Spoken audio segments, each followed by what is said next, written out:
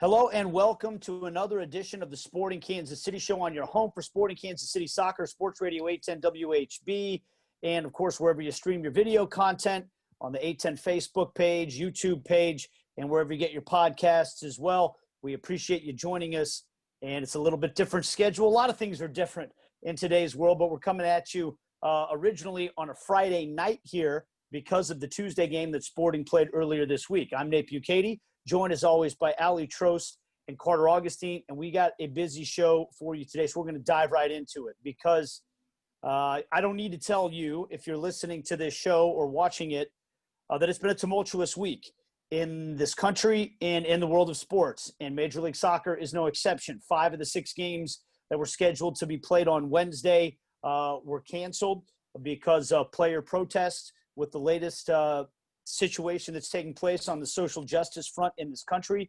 And we don't know what the future holds for this weekend as well. That spurred a rash of stories coming out of the Salt Lake City area. And we're going to talk about all of that with our good buddy Brian Dunseth, who is, of course, the color commentator for Real Salt Lake, former national team player for the U.S., and I've also broadcast for SiriusXM Satellite Radio.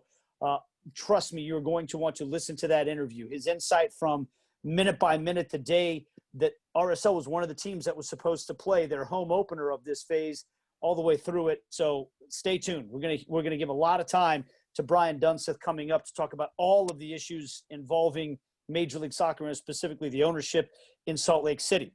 But we also have a Sporting Kansas City game from this past Tuesday to dissect, a 5-2 loss against the Houston Dynamo that is not going to sit well with the team, and a game coming up, we think, on Saturday against the Colorado Rapids. So, Ali, let's jump into it, starting off with what Peter Vermes had to say this week, because, look, he did a press conference yesterday.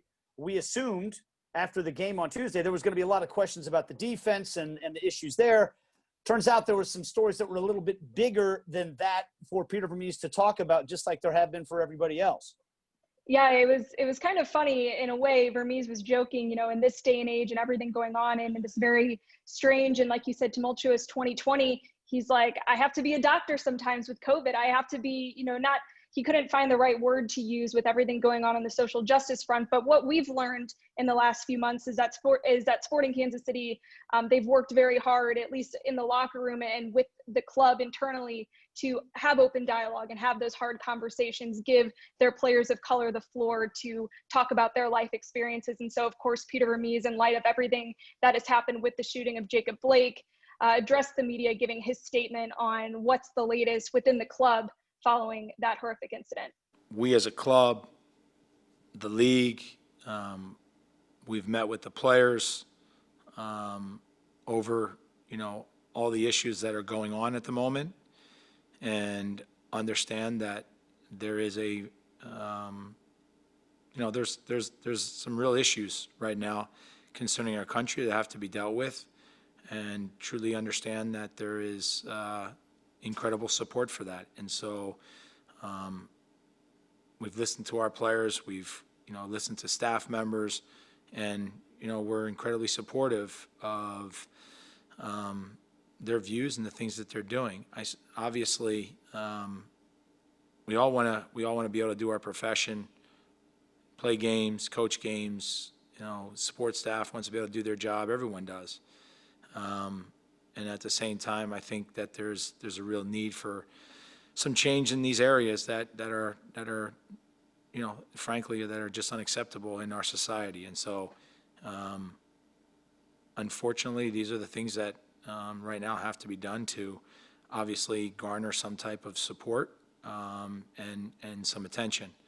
And so, my hope and wish is that we get back to games as soon as possible, but fully understand why these situations are happening. So there's Peter Vermes, and I just think that when you hear Vermes talk about the way that he likes to lead his locker room and the way that the players talk about the opportunity that they've been given throughout this entire year, especially to voice their concerns, to share their life experiences, one thing remains consistent, and that is just the open dialogue and the comfort level that Vermes has really initiated as the manager of the club. And so it was no different hearing him talk about that there. And And now, Nate, like you mentioned, we just wait and see with Saturday night. Will there be a game? Vermes says that they are preparing as if there will be, and who knows what's next for Major League Soccer.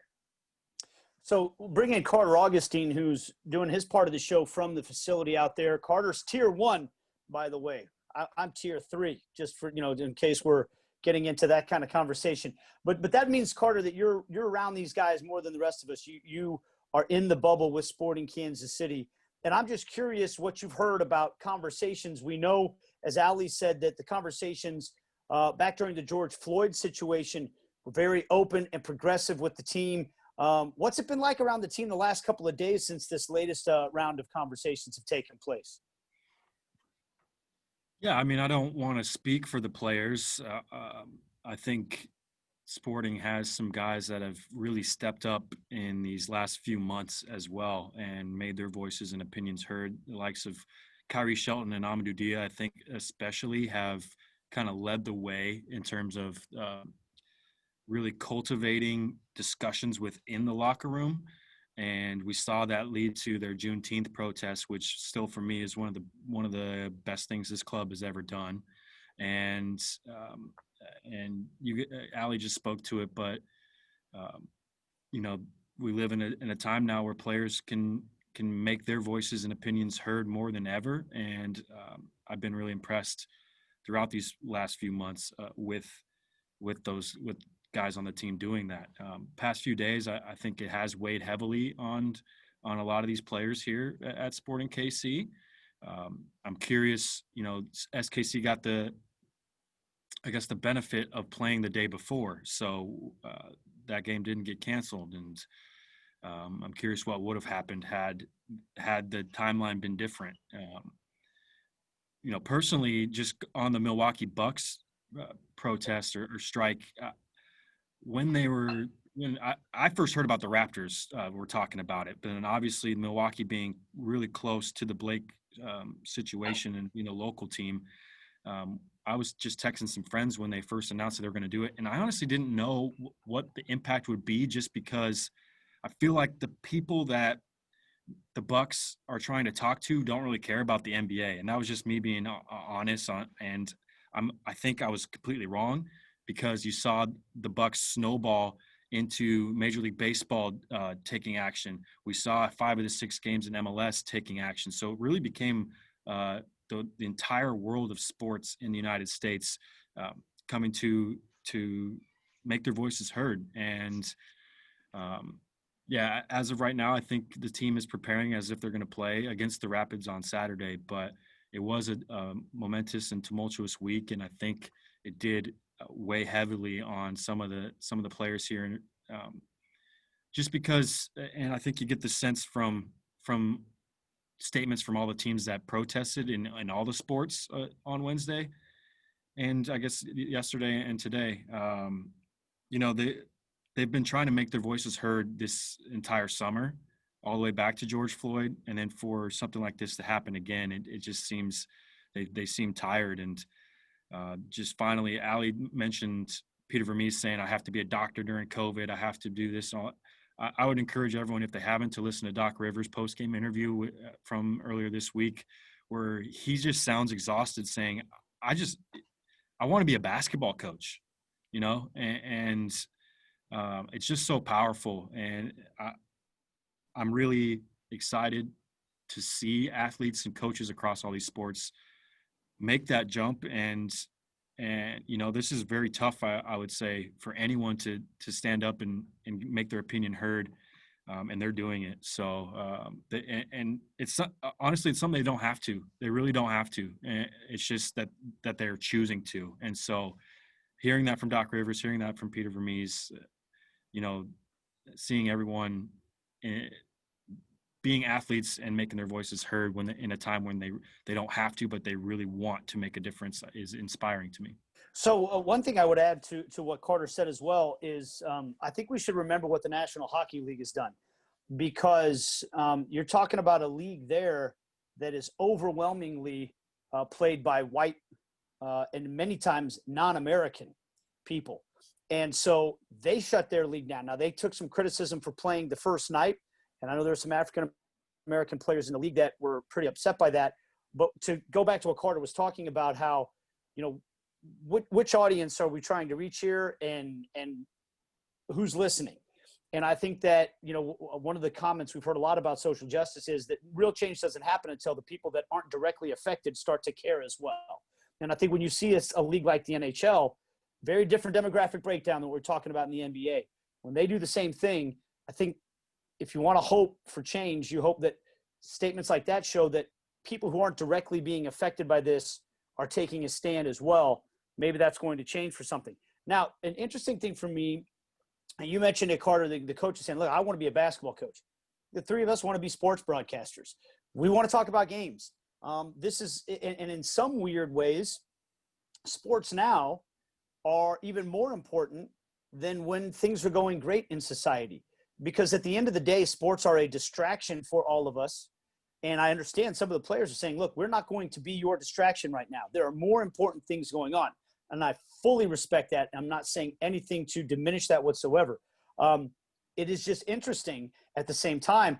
I don't know about you guys, but there are times when you feel so overwhelmed by everything that's happening that it's nice to sit down and watch a ball game and complain about the center back rotation. Because it doesn't really matter. At the end of the day, I think we start to realize that the things you get wrapped up in and angry about during the course of a sporting event, I'm more aware now than ever how really insignificant those things are. And it's nice to be able to distract yourself with some of those insignificant things when you're surrounded by rotten things all around you. And so that, to that awkward transition I try to give it, we will talk a little bit about the Sporting Kansas City game on Tuesday and how it transitions forward. Ali, I know you asked Peter Vermes about this, the center back rotation, because at Sporting Kansas City, it has been a big rotation lately. They turn around, give up 5 goals on Tuesday. What did Peter have to say about that? Yeah, I think one of the biggest critiques that fans have had in the past of manager Peter Vermes is his lack of rotation when it comes to the lineup. He's big on continuity and consistency. However, in the last few games, in the last 3 games, we've seen 3 different rotations and pairings at center back. So I asked him what the strategy behind that move is, and here's what he had to say. Well, I mean, you've also seen, you know, different midfielders, different wingers as well, outside back. So, and obviously a lot of players being subbed in. So the reason being is because, look, we're playing 5 games in 15 days. And, you know, as I said, when we were in Orlando as well, climate is always going to have a big effect. Down there it was the heat. Now we have not only the fact that we're, you know, playing in climate, but we're also traveling in the day of a game. You know, we have little rest in between. You look at, you know, the heat of the night we played our game against Houston, and now we're going to go to altitude with Colorado. So there's just all those things, all those factors that are being taken into account. And I just got to make sure that I keep fresh legs on the field as much as possible, with trying not to also disrupt the team. You know, the difficulty is that if you really look at it, we've had 3 starts to the season already this year.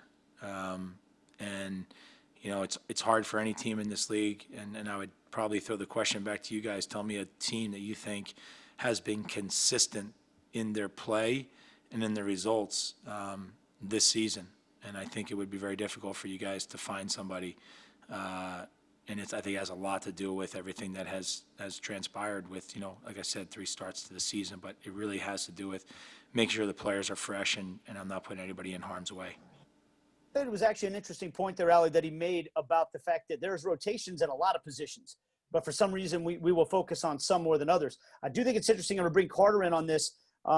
We have seen just through the first 2 games that there are some different approaches around the field that Peter Vermes is using to mitigate the minutes. For example, Roger Espinoza has pretty much been starting every game, but he's not been playing all 90 minutes like he used to. He's been getting subbed out. Seems like in general, the midfield, we're seeing, you know, the same starters, but they're subbing those guys out sometime in the second half.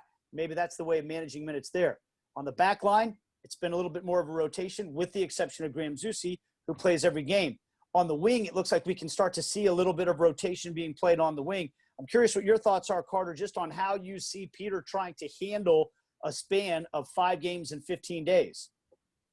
Yeah, he brought that up. He brought up 5 games in 15 days to Allie's question, and so he did point out that there will be some rotations in many different positions.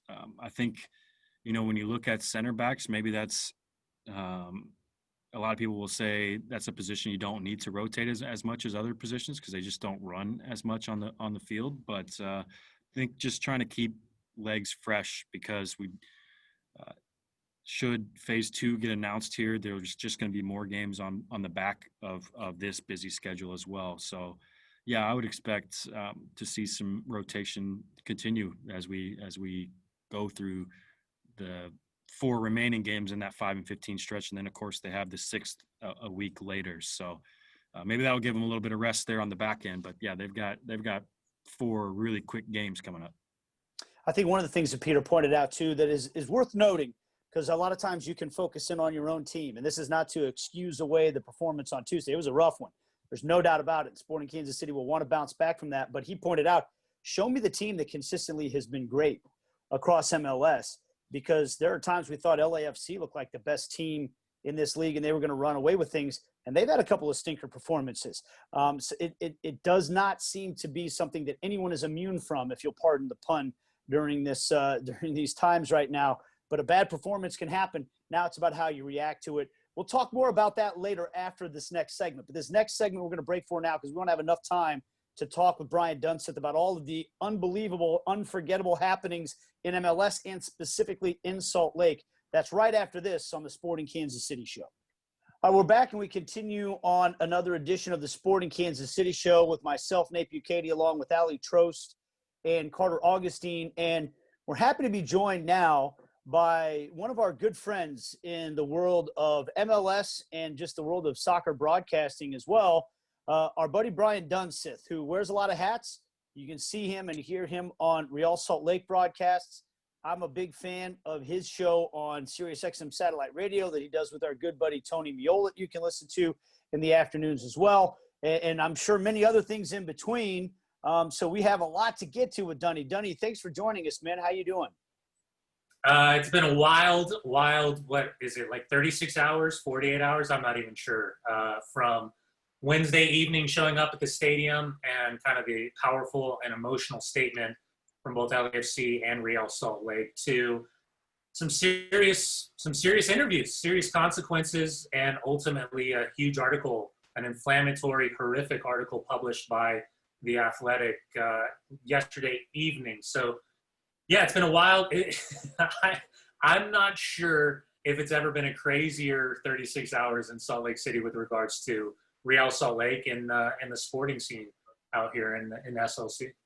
Well, and Dunny, it touches everything in MLS as well. You guys are kind of at the epicenter of a lot of this stuff, but it affects everybody. And it's crazy because we've had some dates over the last 4 months. I'll never forget March 11th when the sports world kind of came to an end that first time around.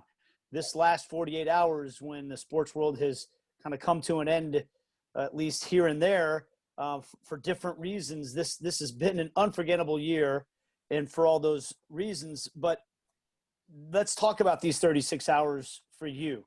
And let's start with game day itself. Yeah. We've started hearing things in the NBA about the fact that they might not be playing in the game. Can you just kind of take us back through what your experience was like on that day, how it came down, and I guess just what it was like when everything happened? So I was sitting right here in a 3-piece suit doing counterattack because I had to go straight to the stadium afterwards. And there was just no time to go get dressed in between. So I'm like already pitting out, just hanging out in the suit doing counterattack. And I saw the first Milwaukee. I started seeing tweets about they're putting the basketballs away. And I'm sitting here and here's my setup and I've got my Comrex, I got my phone, and then I got my laptop right next to me.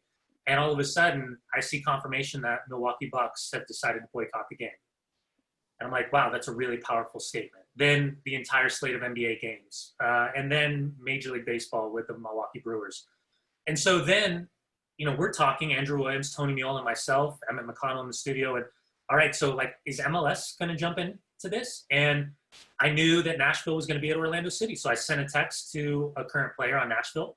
And they're inside the locker room. It was 5:45 p.m. exactly. And they're like, no, we haven't even had a conversation about it yet. Nobody's approached this conversation of, are we going to back out of this game? So from that moment, top of the hour, I get my truck, I'm driving to the stadium, I'm listening to the game being called. I get to the stadium 20 minutes later, put my phone up, Inter Miami, Atlanta. I thought that was the game to watch. And all of a sudden I see Rodolfo Pizarro and Inter Miami standing on the field, and there's no Atlanta. And I'm listening to Dre Cordero, and I'm listening to Ray Hudson, the magisterial one.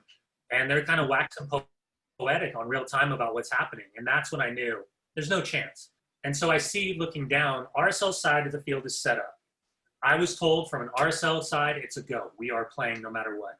And then we're off. We're on. We're off. We're on. And that's when all the players were trickling in.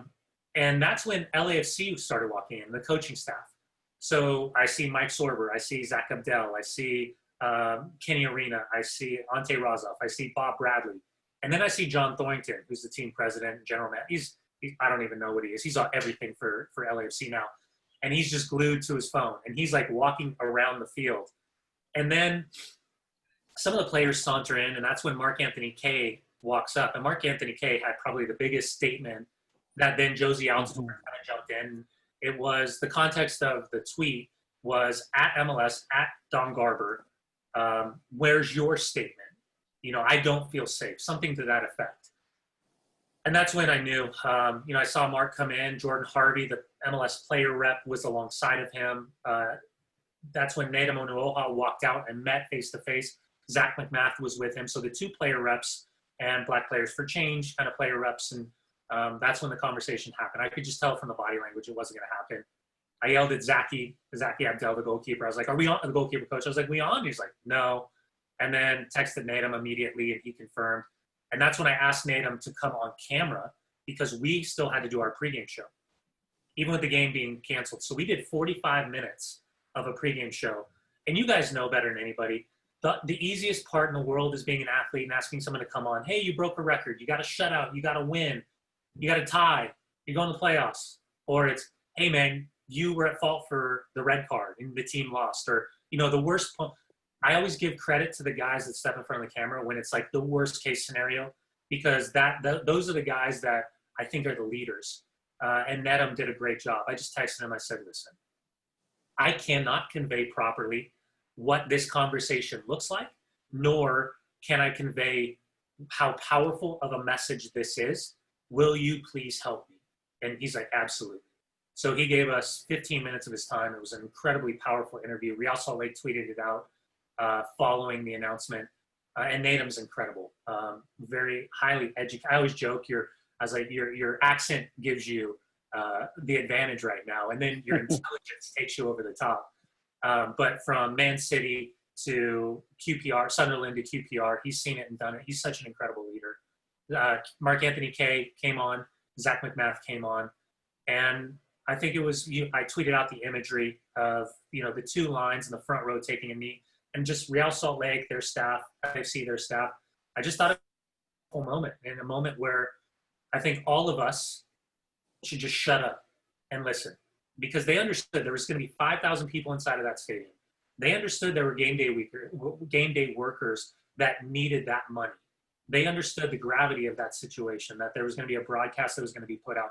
This was bigger. They wanted to fall in line with what the NBA was doing, what Major League Baseball was doing. And it wasn't lost on any of these players. And it didn't matter race, nationality, color of skin. They were all collectively recognizing the importance of that statement. So for me, I kept saying over and over, just shut up and listen. It doesn't matter where you fall in line. Whether you believe in taking a knee, whether you believe in what the power of this moment looks like, just understand that these players have a message, and it's important to listen. And since then, a little side note, yesterday morning with Nate Bukaty, it took me 2.5 hours for he and I together to reach out to the Granite Education Foundation. And as of Tuesday, we're going to meet and put our platforms together for underprivileged children here in Salt Lake City, to start with breakfast and lunch. Then we're going to talk about everything from backpacks to school supplies and try to give back. Because if we want to start with systemic change, let's start with the children. So it can happen. And I think both he and I are using what happened on Wednesday night at Rio Tinto Stadium to do something and generate something positive here in Salt Lake Valley. Brian, before we move into some of what else has come as a result of that Wednesday night cancellation, postponement, boycott from the players, I'm curious, as a former player yourself, when you look at the progress and the platform that these players have always had but are now capitalizing on more so than ever, what's your reaction to that, and what progress have you seen since your playing days? I mean, it's day and night. It really is. And I think what's incredibly powerful about a soccer locker room, and I've said this for years, and having played over in Europe, having grown up in Southern California, the dynamics of a locker room are some of the most open and inviting that you can possibly imagine. Whether, the color of skin, the race, creed, nationality, the sexuality, the backgrounds of players from all over the world. It is the absolute melting pot, a soccer culture locker room. And I would say it's one of the most inviting cultures that you could possibly walk into. Now, the competitive aspect's a different conversation, but when you're just talking about the humanity and the openness and the willingness to try to understand, I think for me, and I'm not trying to be a homer, I just think soccer really leads the way because it's always been a melting pot, always has. I think what's different about now versus when I played is the power of social media. Whether you're talking about Facebook, you're talking about Instagram, you're talking about Twitter, you're talking about whatever other form of social media there is, player voices have never been individually and collectively more powerful. Now, they do get in trouble with some of those voices. 8.5 minutes of the MLS's back bubble, that powerful 8.5 minutes of Black Players for Change, and every Black player from each individual team outside of Nashville and FC Dallas, unfortunately, because of what happened, standing there silent, that was the most powerful message I could ever imagine collectively being put in front of a national audience. And again, important to just shut up and listen and try to understand where they're coming from and ask questions as to why this message is important. Does it invoke change? I think it absolutely does. Now, do we see visual change or do we see actual change? I think that's where I think Major League Soccer, the individual clubs, Black Players for Change, MLS Players Association, and all the players inside of that locker room, it's up to them now to take those next steps forward with whatever they feel they need to tackle, what they need to approach. Is it reform? Is it going to government? Is it local government? Is it just local voting, voting for your local mayors? Think about the impact that has on your local police force. All of those things are important because I think just shouting into the wind tunnel that is Twitter isn't going to get us anywhere near where we need to get if this is the direction that the collective group wants to push for. I'm looking forward to some of those changes you just talked about, Dunny, and hats off to you and Onuoha for what you just said you're going to be starting in Salt Lake City next week. I think that's one of those very changes. So I think that's incredible. Very, very awesome job out of you two guys on that. NBA players sent and staff sent a letter to their commissioner saying that they feel the owners of their league can do more. And I'm wondering, maybe will we see something from MLS come out here as well. But Ali alluded to it a little while ago. Obviously, some other stuff has come from the demonstration and the strike that the players put on the other day. The owner of RSL, Dell Loy Hansen, got on a couple radio shows yesterday. I listened to the afternoon one. Can you just kind of describe what the overall vibe with the owner and the players and everything that's going on with that? Turbulence. Yeah, a lot of turbulence. So the timeline is yesterday as of about 8:30 Mountain Time, I got the heads up that Dell Loy was going to go on one of his local radio shows. It's a show called Radio from Hell, X96. It's probably the most liberal morning radio show in Salt Lake City. Full disclosure, Dell Loy owns Broadway Media. Dell Loy is a real estate maven. I mean, self-made billionaire 4 or 5 times over. The joke out here is the city or Utah as a state owns the mountains. Dell Loy owns everything in between. And whether you're talking about apartment complexes, you're talking about commercial real estate business, everything out at Rio Tinto Stadium, from the solar panels, owns the company, to the big screen, Daktronics owns that company, to the food and beverage. And I mean, the guy is a genius with regards to how he's created his empire. Nothing short of phenomenal. That also includes Broadway Media. Broadway Media is ESPN 700, which is Spencer Checketts, which is kind of wild. He's the son of Dave Checketts, who he wrestled away Real Salt Lake's ownership for. He owns that radio station. X96, 92.3, kind of the hip hop station. There's like I think there's 5 stations, but 8 signals that Broadway Media holds. He decided to go on.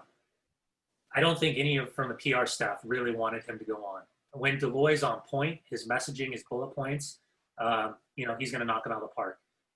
I always joke if he goes off his bullet points, it's like a balloon's been popped and you're not really sure where that balloon's going to start going, because it could end up going in a lot of different directions.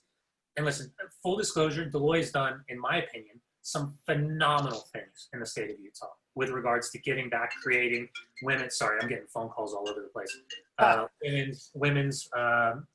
For women's soccer here in the United States, bringing Utah Royals from Kansas City in that franchise.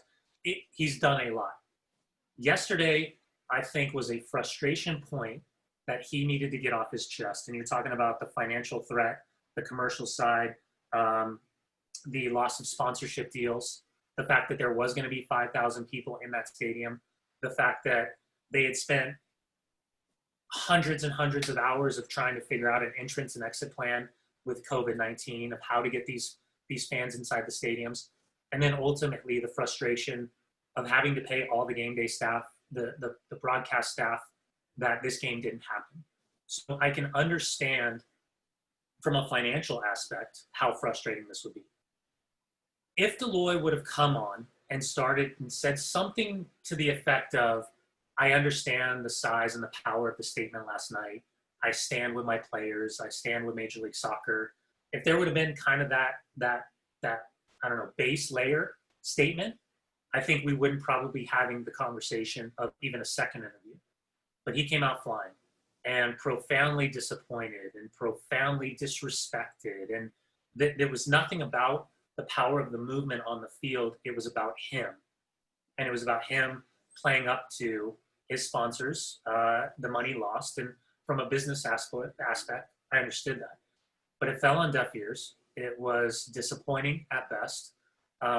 And for the players inside of that locker room, specifically a player like Nate Bukaty, what that sounded like was a billionaire crying over lost money instead of understanding the moment and understanding what these players were trying to accomplish. And that's where, I felt like I got stabbed and they're pulling the knife out. All of these analogies in real time that he was using, that created a windfall. And that windfall was the moment they went to break. I think the ivory towers up in New York City, MLS headquarters, and the owners in Major League Soccer. If there wasn't an official governor's board meeting, board of governors meeting, there most definitely was a serious conversation because by the time Dell Loy went and met with the coaching staff, his phone was already blowing up from Don Garber, which inevitably led to, hold on to your butts, you're getting it handed to you, which inevitably led to, in the afternoon, going on Spencer Checketts' show and tears, apologetic, crying. And I've always said if you have to go on 2 radio shows in the same day to get your point across, you probably mucked up the first one pretty bad. So yeah, I think he gave himself an opportunity to come back from the morning show interview, but then the Athletic article came out, and that was it was a horrifying read of something that was whispers and had been circulating around the club for years, but it's the first time we've had players and staff, and former players and staff, go on record and put their name to their experiences. Well, we've got Brian Dunseth here, and I promise you won't have to come on this show a second time today, Dunny, because you're knocking it out of the park already, as is no surprise. So much to get through what you've already discussed, and I'm trying to decide which question I want to ask you next. you talked about the social media voice that players have, and you mentioned Mark Anthony Kaye, him being there. My jaw was on the floor yesterday refreshing Twitter. It was one of those days, seeing the quotes coming out from the interview, the first interview that Dell Loy Hansen did. My jaw was on the floor reading some of those quotes. Then I was catching up on Mark Anthony Kaye's Twitter timeline. And it's one thing to sit there and see in days of the past where maybe players might go to a commissioner in a private meeting and have a conversation. It's just out there for all of us to see them challenging Don Garber. In old days, when you might have had a problem with another team and the way they were going about things, you might have called those guys on the phone yourselves. He's on Twitter attacking Orlando City for their decision to play. So I guess before we even get to the Athletic article, which we obviously have to get to here, you touched on in a moment, I'm curious as a former player what your reaction was to Mark Anthony Kaye's going after Orlando City. At that time, at least, and I don't know the details, I thought, well, they just played that game because they didn't know everything else that was coming down. That made it seem like, well, maybe Orlando City knew that everybody else didn't want to play, but they wanted to play anyway because they could beat Nashville. I don't know. What was your reaction to that whole situation? I thought it was bang out of line, to be quite honest with you. I thought Mark Anthony Kaye was completely out of line to go after those groups of players without understanding the circumstances. And by the way, it was local time, 8:10 p.m., the moment that the RSL game was officially, they were officially going to boycott playing, 8:10 p.m. I told you it was 5:45 when I texted somebody inside of that locker room at Nashville. And I thought Dax McCarty and Jaleel Anibaba afterwards did a phenomenal job laying down the timeline of what it looked like for them and explaining, hey, we're not all in the same locker room. This is two different locker rooms. And oh, by the way, it's kind of like a standoff. Everyone's trying to figure out what's going on. I thought that Jeff Larinowitz and Luis Robles did the best job of trying to convey the confusion in real time to come up with the decision not to step on the field in Miami, because that went right up to kickoff as well. And that was as soon as I got to the stadium at about 5:20, 5:30-ish is when I saw that happening. I personally have a problem if you are going to broad stroke some type of guilt towards two groups of players that in real time, if having better information and a longevity of a timeline, probably wouldn't have made the decision to go out and play.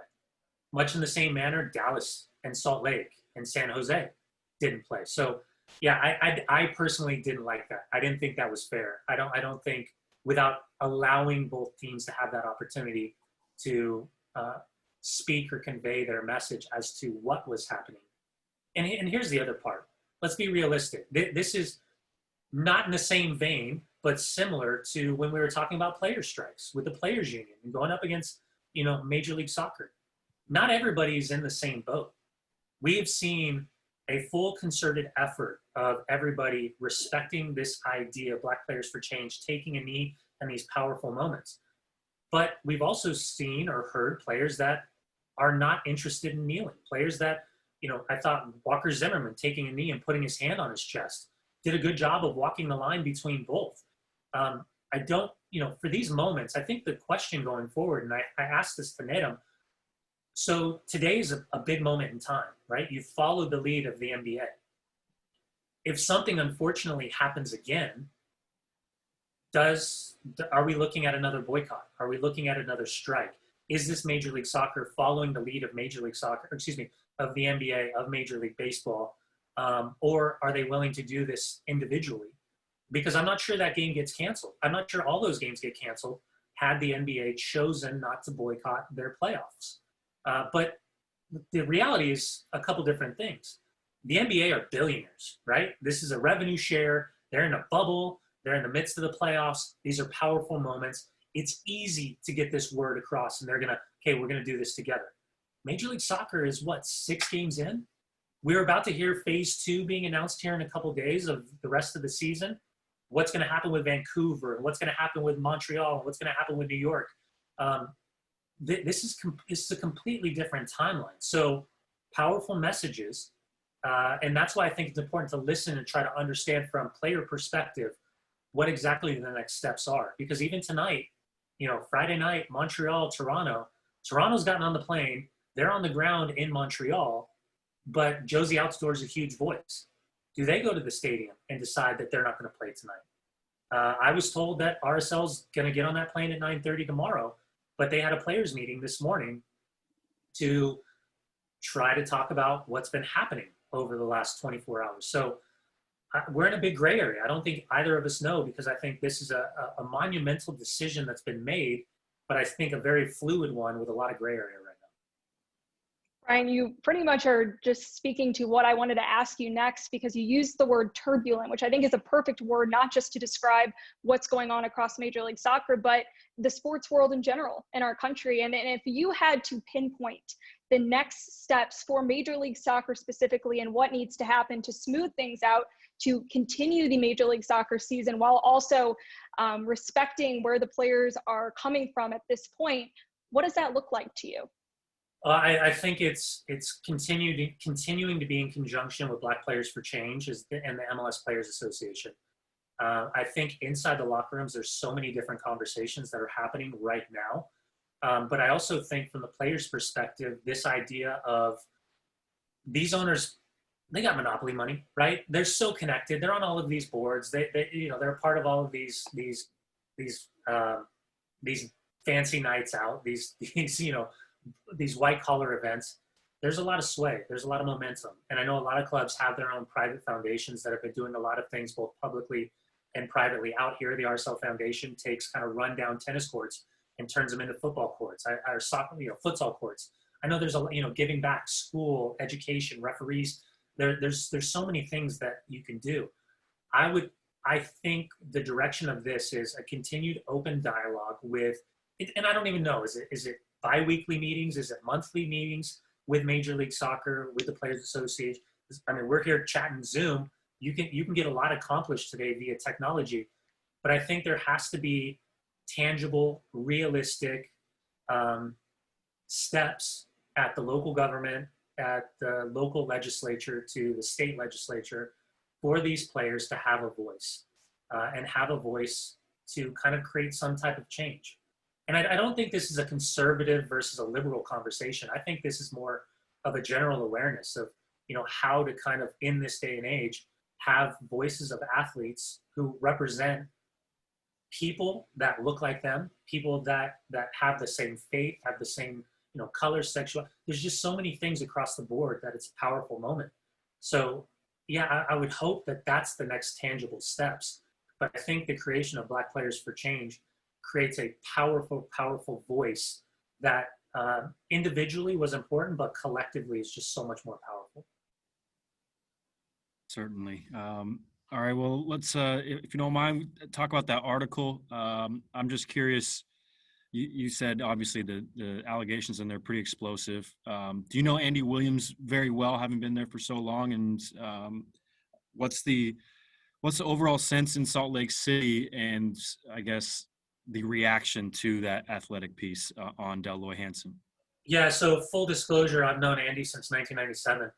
We have played on multiple teams together. I consider him a good friend. We've always been in contact. So yes is the answer. Yeah. Where to start? These rumors, these whispers have circulated around Real Salt Lake for years. It's one thing to hear the rumors. It's another thing to have people go on record, because the moment that you go on record, these are explosive allegations, and explosive allegations that were corroborated by multiple people, by Paul Tenorio, Chris Camrani, Sam Stejskal, and Meg Lenehan. And so for some background, Chris Camrani was the beat reporter for the Salt Lake Trib, covering Real Salt Lake for years before he left to cover, went to the Athletic. Sam Stejskal used to be alongside Trey Fitzgerald as one, PR staff at Real Salt Lake before leaving a couple of years ago. And then Tenorio overall is just a fantastic journalist, as well as Meg. But yeah, when you're talking about current employees, you're talking about former players, you're talking about current players and negotiations and comments that were made in the hallways. Dell Loy is gregarious. He's got a huge smile on his face. He's a huge personality. And he goes off the cuff. He goes off the cuff. And there's been times where in front of a lot of people, things are said and you're just like, wow, did he really just say that? Like, oh my gosh. Like, and it wasn't, there were never, for me, I had never experienced moments. And so I had only heard whispers because I try to stay as far away as I possibly can for so many different reasons because I just want to call soccer games. And so my relationships with the office and the players, I try to keep some distance with this. But when that went live, I got the heads up it was coming. I was literally on air, and while Tony Meola was talking, I was like this, reading the article as we were in the middle of the show. And I just don't know if there's a way out of this. I don't know how, and we saw the statements from Major League Soccer and Don Garber. We saw the statements from Lisa Baird and the NWSL. We saw the statements attributed to USL and Jake Edwards.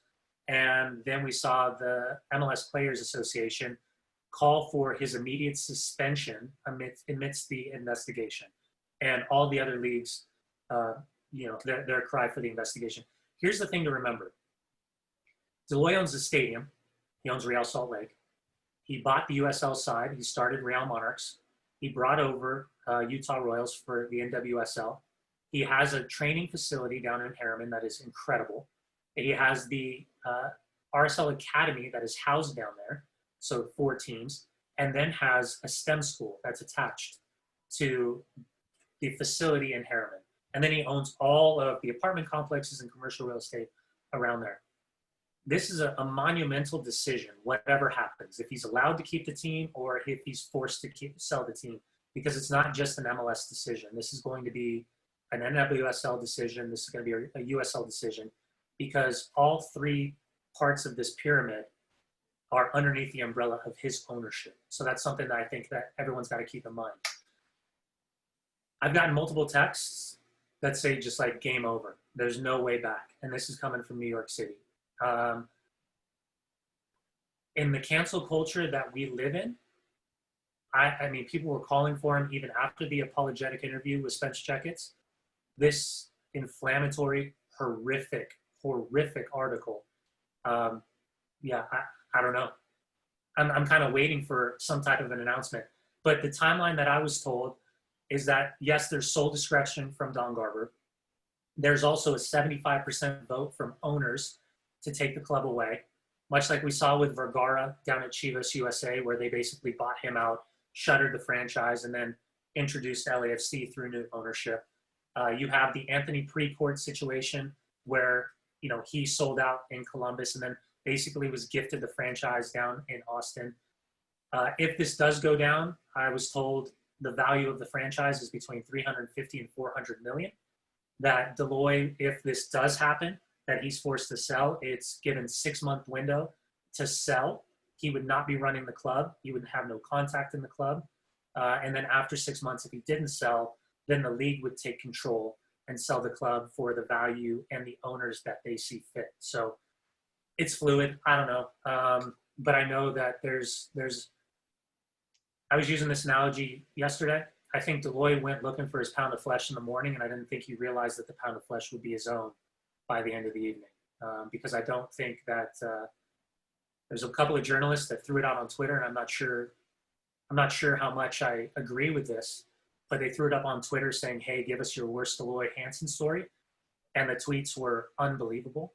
DMs, text messages, former employees, people that have been wronged, people that are looking for their opportunity for revenge based on whatever truths or whatever happened to them.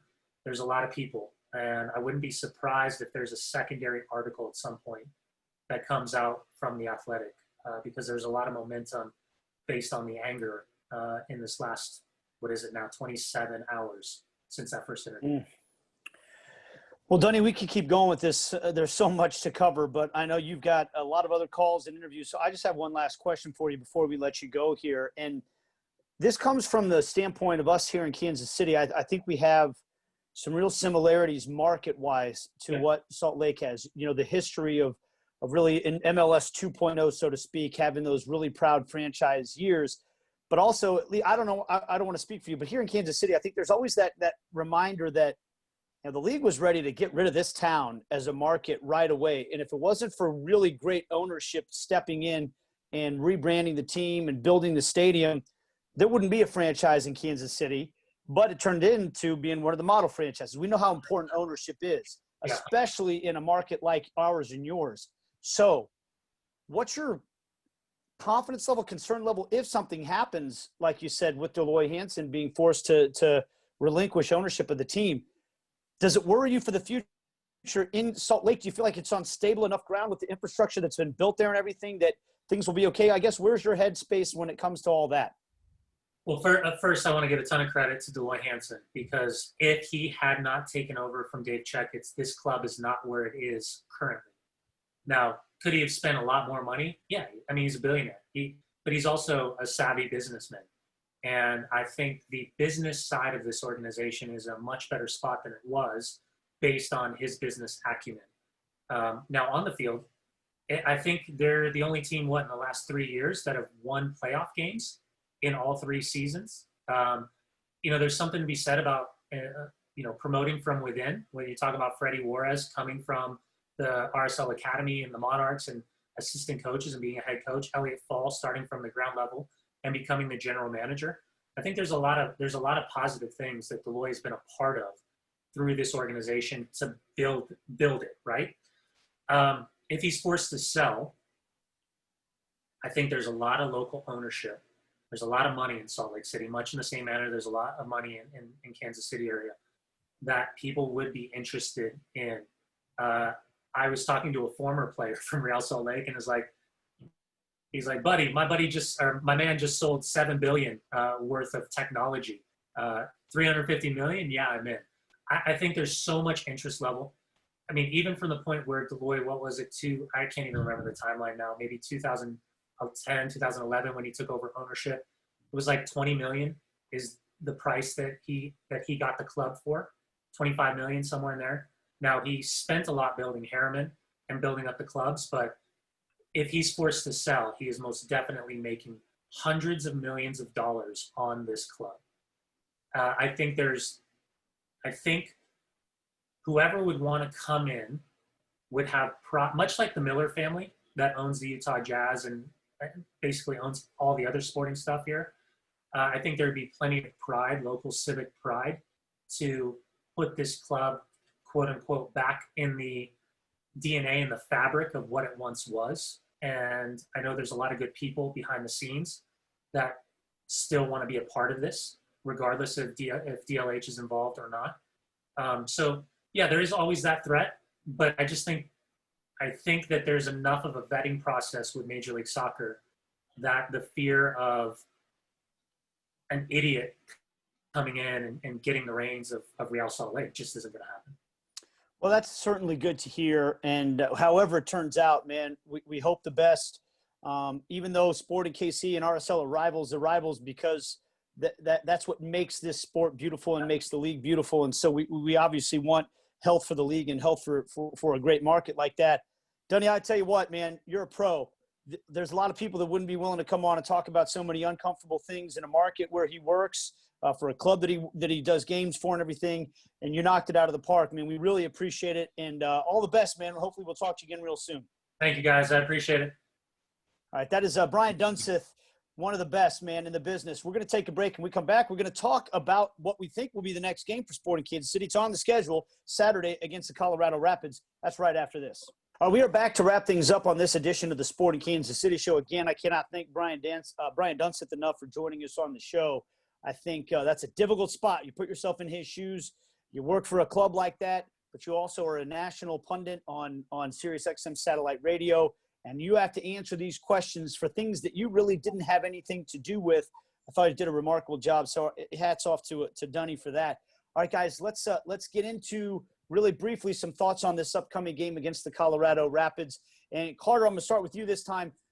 You were down in Orlando when these two teams squared off.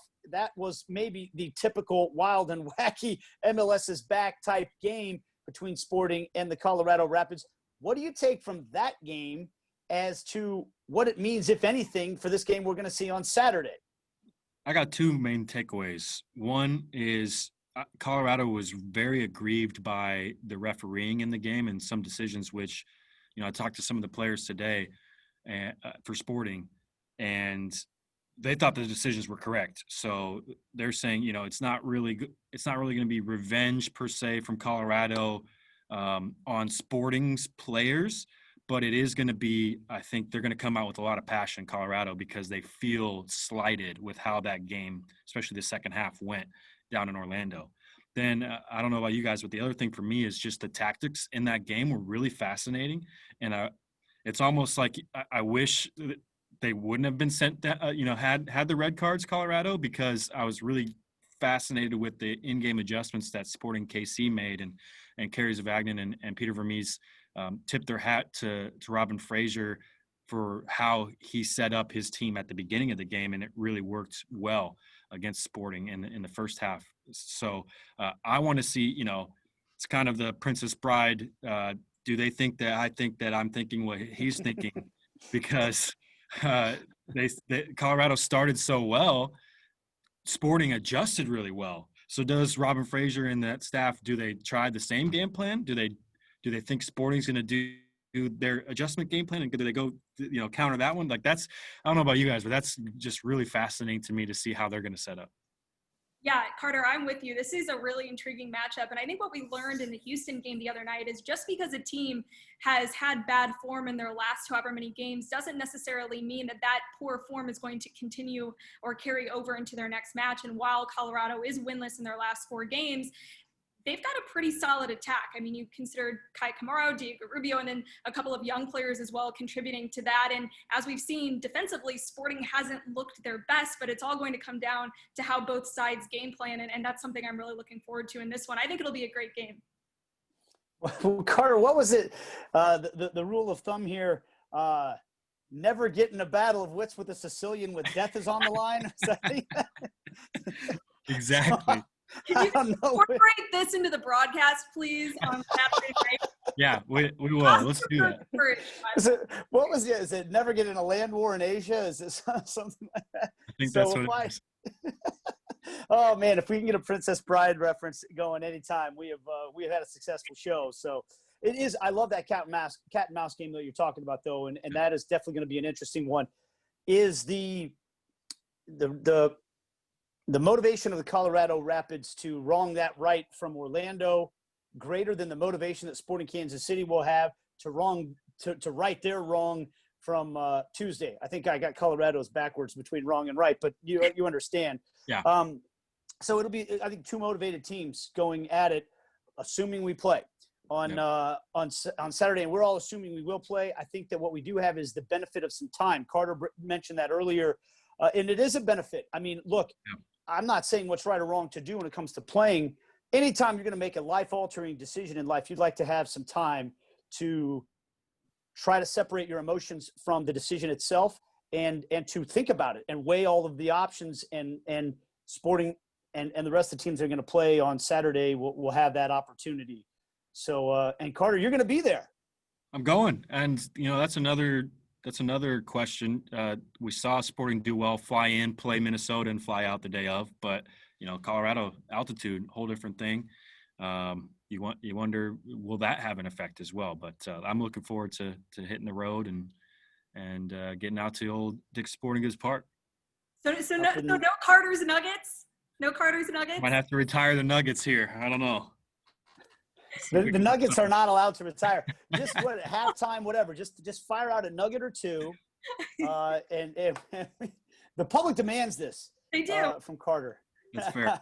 That's fair. Well, hey guys, that's going to do it for us. Again, our thanks to Brian Dunseth for joining us. Carter, safe travels to Colorado. Allie, thanks for the time as always. We'll see everybody next week on the Sporting Kansas City Show.